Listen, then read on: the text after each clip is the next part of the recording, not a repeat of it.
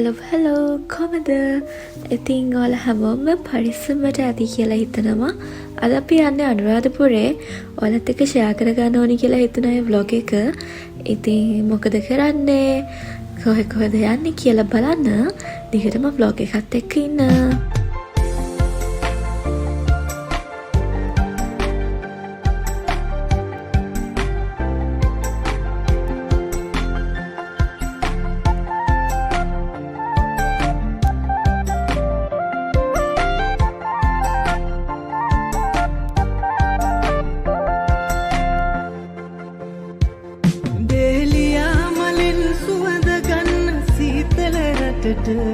එහිලියා තියෙන දිනට ඔබ ඇවිත් යනවද වේලිලා තියෙන ගහ කොළවිල් පාට වැටෙන්න ආදරය සඳක් වේවා හදවතට සිමින්න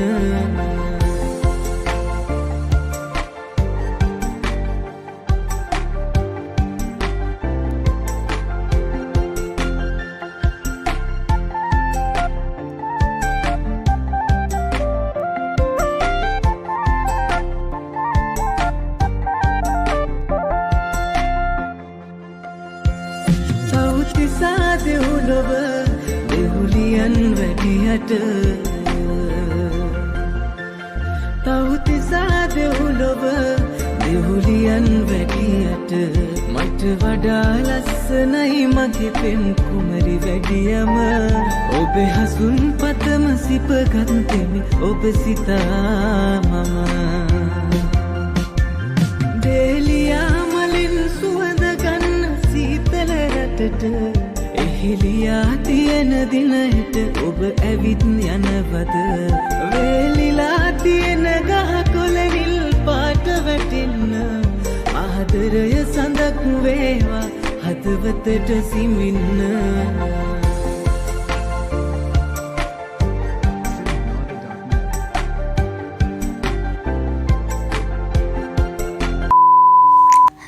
good morning. ඉතින් අද ෂුටක් උදේම හැරියා අපි හැමෝම. මොකද ඊයේ රෑ වෙලා ආව නිසා අපිට හොටෙල් එක මොනවා වගේද කියලාවත් බලා ගන්න විදියක් තිබ්බේ නැහැ. ඔයාලට පෙන්වන්න විදියක් තිබ්බෙත් නැති නිසා. මම ඔයාලට මේ හොටෙල් එකේ full details comment එකකින් දාන්නම් පල්ලෙහා pin කරලම. එතකොට ඔයාලට බලා ගන්න ලේසියිනේ. ඉතින් මම මේ details දාන්න හිතුවත් මෙතන ගොඩක් හොඳ service එකක් තියෙනවා. කැම බීම අනිත් සියලුම facilities මාර හොඳ ලෙවල් එක තියෙන නිසා තමයි මම ඔයාලත් එක්ක ෂෙයා කරගන්න හිතුවේ. ඒ වගේම තවත් විශේෂ කරුණක් තමයි පූජනීය ස්ථානවලට යද්දී අවශ්‍ය සියලුම ද්‍රව්‍ය, ඒ වගේම කිරි ආහාර අපිට මෙතනදී හදා ගන්නත් පුළුවන්. එහෙම නැතිනම් මෙයාලගෙන් ලබා ගන්නත් පුළුවන්. ඒ අවශ්‍ය සියලුම පහසුකම් මේගොල්ලන් අපිට ලබා දෙනවා. අපි මෙතනට ගියේ ප්‍රධානම හේතුව තමයි මෙතන තිබ්බ සේෆ්ටි එක. මොකද මේ සැරේ අපේ පිරිමි කට්ටිය කවුරුත් ආවේ නැති නිසා අපි සේෆ්ටි එක ගොඩක් බැලුවා. ඉතින් ඒ නිසා මෙතන ගොඩක් හොඳ ප්ලේස් එකක් විදියට මට වට රෙකමන්ඩ් කරන්න පුළුවන්. ඉතින් අපි එන්න ලොකු වෙනවා, කාර්යබහුල වෙනවා, ගොඩක් වගකීම් දරන පුද්ගලයෝ වෙනවා. ඉතින් ඒවත් එක්ක අපිට නිදහස කියන දේ චුට ඈත් වෙනවා.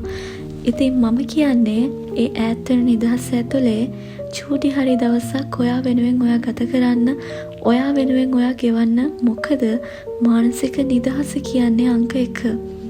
ඉතින් තව කෙනෙක්ට හිතෙන්න පුළුවන් මගේ ජීවිතය කොච්චර සරලද සැහැල්ලුද කියලා. තවත් කෙනෙක්ට හිතෙන්න පුළුවන් මගේ ජීවිතේ මොන විකාරයක්ද කියලා. එක එකනා හිතන විදිය අනුව තමයි ඒක වෙනස් වෙන්නේ. මොකද හැමෝම එකම ලෙවල් එකෙන් හිතන්නේ නැහැනේ. එහෙම හිතුවා නම් අද සමාජෙ මීට වඩා ලස්සන වෙන්නත් තිබ්බා. ඔයා කියවන ජීවිතය ඇතුලේ ඔයා සතුටින් ඉන්නවා නම්, සැහැල්ලුවෙන් ඉන්නවා නම් වැදගත් වෙන්නේ එච්චරයි.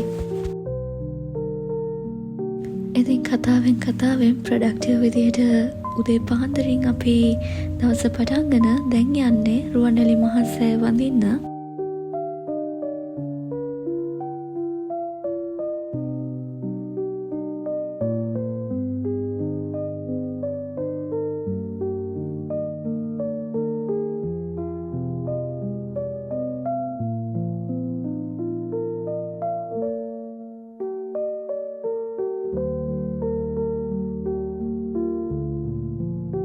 කිරි ආහාර පූජා කරන්න ඕනේ නිසා අපි උදේම ආවේ. ඉතින් අක්කිටයි අම්මටයි ඕන වෙලා තිබ්බා නෙළුම් මල් වලින් චෛත්‍යයක් පූජා කරන්න. අපි හිත ආවේ තියෙයිද දන්නේ නැහැ. සෙනගත් වැඩි නිසායි කියලා. but finally අපිට ඒක කරගන්න පුළුවන් වුණා. එතන ඉඳපු අංකල් කෙනෙක් ලස්සනට චෛත්‍යයක් හදලා දුන්නා අපිට අවශ්‍ය විදිහට. ඉතින් ඔයාලටත් අනුරාධපුරේ ආවොත් එතන තියෙන ඉස්සරහ මල් කඩවල් වලින් චෛත්‍යයක් අපිට නිකන් ගන්න පුළුවන්. ඕනේ විදිහේ චෛත්‍යයක්. ඉතින් ඊට පස්සේ නෙළුම් මල් වලට තමයි ඔයාලට ගෙවන්න ඕනි රුපියල් 5000 වගේ ඉඳන් ඉහළට යනකම් මෙතන චෛත්‍ය වර්ග තියෙනවා ළමයි. ඔයාලට කැමති විදිහට කැමති ආකාරයකට මල් යොදලා මේ චෛත්‍ය ලස්සනට හදාගන්න පුළුවන්. ඉතින් අපිට අංකල් මාර විදිහට ලස්සනට ඒ චෛත්‍ය හදලා දුන්නා. අපි ගොඩක් ආස කරා ඒ හදපු විදිහට. අපිට ඕනේ වටේට රෝස පාට සහ මැදට සුදු පාට සහිතව උඩට දම් පාට මල් දාන්න. ඉතින් අපිට ඕන වෙන විදිහටම අංකල් අපිට ඒක හදලා දුන්නා.